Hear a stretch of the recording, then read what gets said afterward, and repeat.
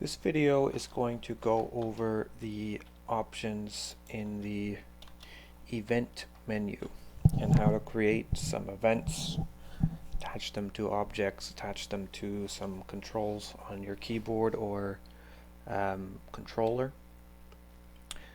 So getting right into it, what I'm going to do first is just create an object that we're going to use.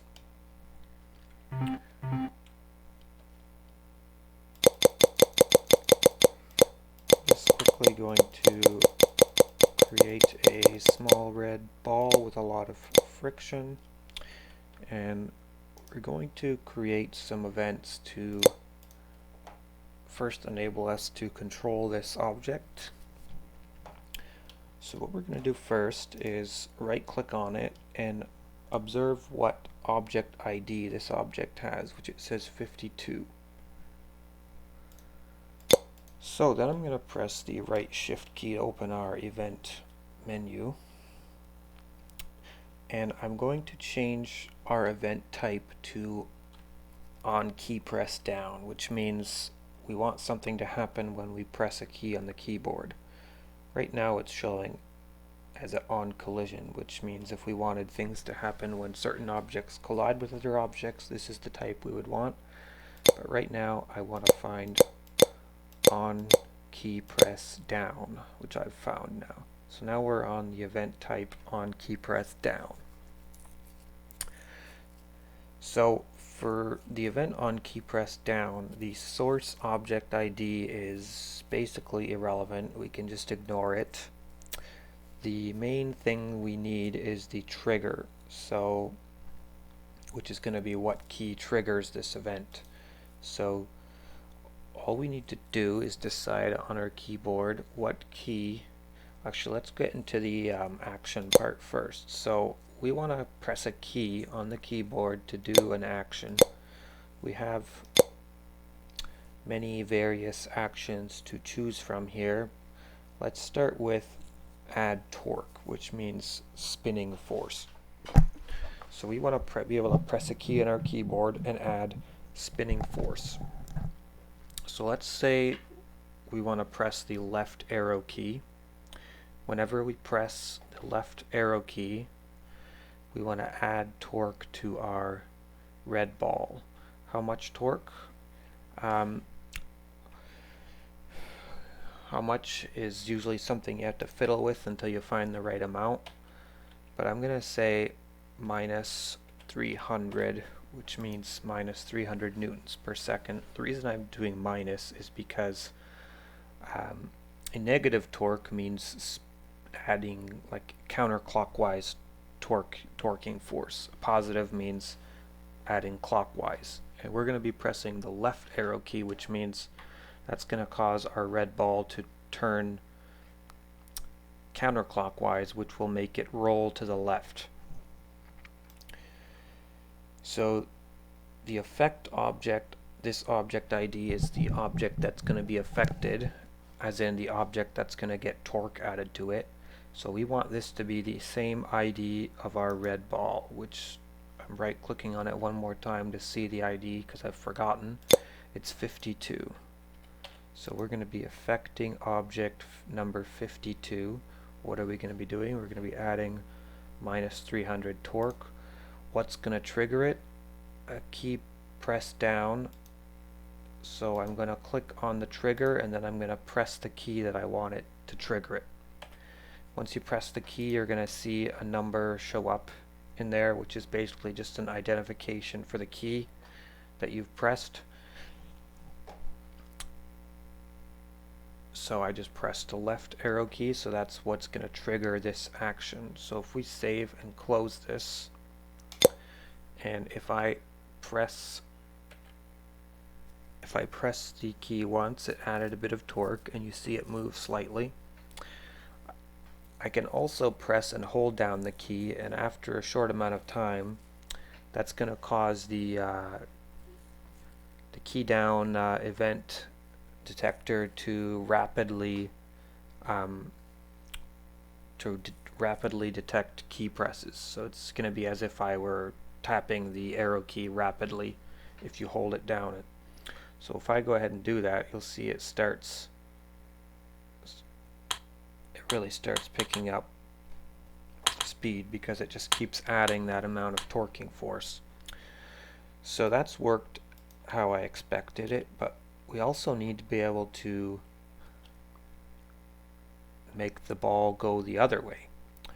So if I press the right shift key to reopen my menu here, I want to be able to keep this event which we've just created, but I want to create another one. So how this works is basically we've started with event ID 0, which is like basically our first event. Computers like to count from 0. So if I click on next, what's going to happen is we're going to be able to create another key press down event. I can always hit previous and go back and see the one we've just created here. But in order to create an additional key press down event, we need to either click next.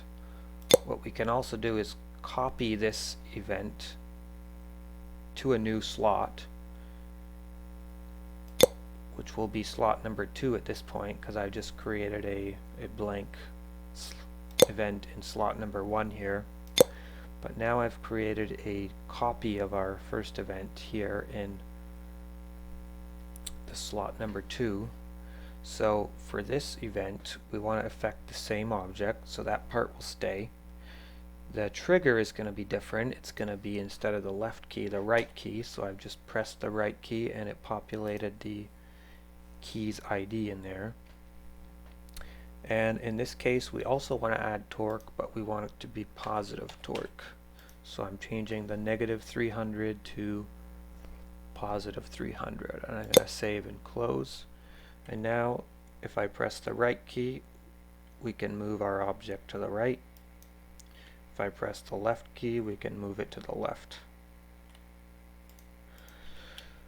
We might as well also add an ability to make our ball jump.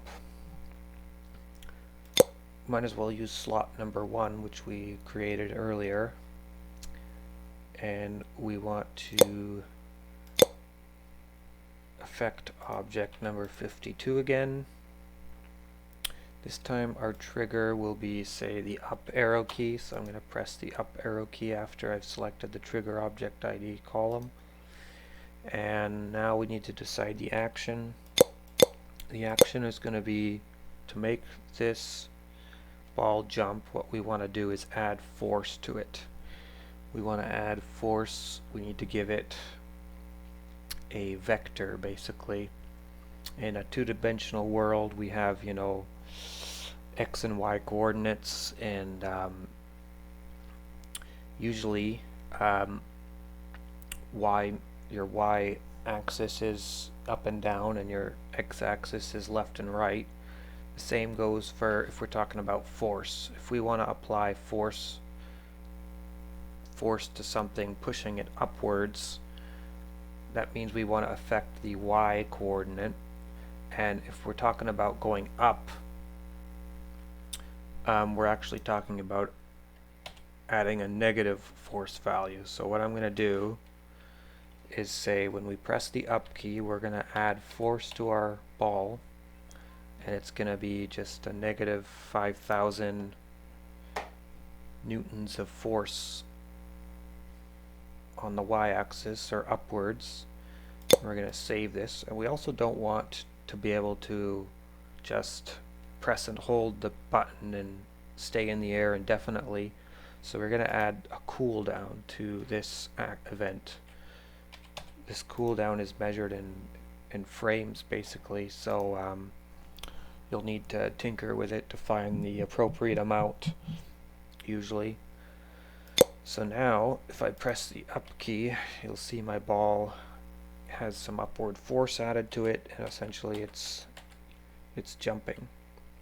So now I can control it to go left and right, and also to jump, and we've added some decent controls to this object. Might as well also enter a goal to complete this level. Let's say when this red ball collides with this ball over here, that will be the end of the level and we will have completed this level. So this is object ID 50. Our red ball is object ID 52. So we want to create an event that completes the level when object 50 collides with object 52. So what we want to do is toggle through the types again and go back and find on collision. Collision end, the difference between collision and collision end means objects that did collide with each other came apart. So ideally we want to just trigger it when they begin their collision or when they first touch and not when they come apart in this case. So now it's this on collision event type where the source object starts to matter. So what this basically means is if we put in 52 for our source object, what we're basically saying is when object number 52 collides, we want something to happen. The trigger in this case is what the object is colliding with. If we leave it at -1, what that means is if object 52 collides with anything and everything, then apply the action. But in this case, we don't want that. We want this action to only trigger when object 52 collides with object 50. So in that case, we'll put in the value of 50 in the trigger option, the trigger column. So when object 50 collides with 52, we want to do an action. What action do we want to do? There's lots of actions to choose from here, but what we want to do is complete the level as a win. Now we don't actually need to add an action value here, but this action level complete, you can actually have it partially complete the level in a sense.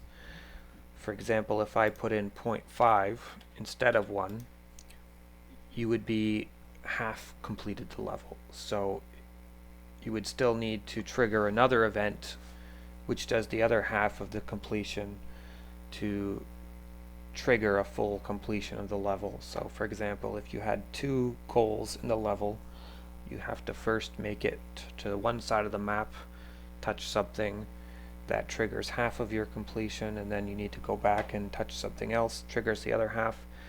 That way you can kind of have multiple goals. But in this case, we want a full completion, so I'm just going to put 1, which basically stands for like 100% completion. And in this case, the action of completing a level is irrelevant to any specific object, so we don't need to enter affect this object ID in this case. So I'm going to hit save and close rather, and now if I use my controls to cause my red circle to collide with that other circle,